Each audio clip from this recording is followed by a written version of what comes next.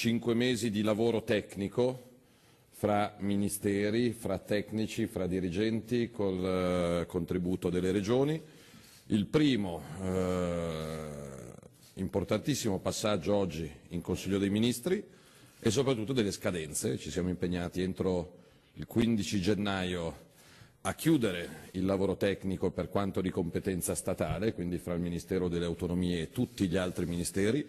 Con parecchi ministeri già la partita è chiusa, con gli interni, con l'agricoltura, con la pubblica istruzione e con altri l'accordo è già fatto, per arrivare entro il 15 febbraio, il giorno dopo San Valentino, ad avere la proposta dello Stato.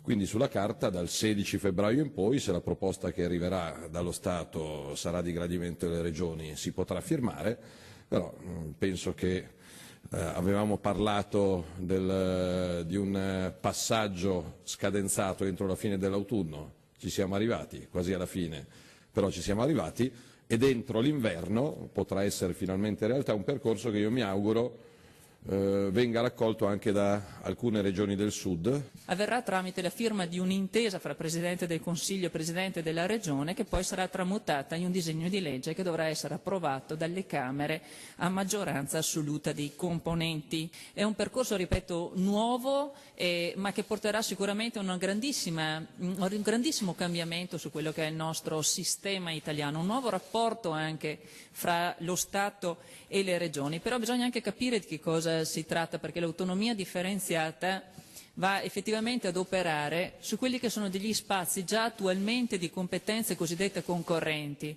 ovvero già le regioni possono legiferare in queste materie insieme con lo Stato. Si tratta di materie che la Regione potrà vedere riconosciute come materie di competenza esclusiva. Poi vi sono altre 3 materie che sono di competenza esclusiva ma che possono passare anche qui alle Regioni.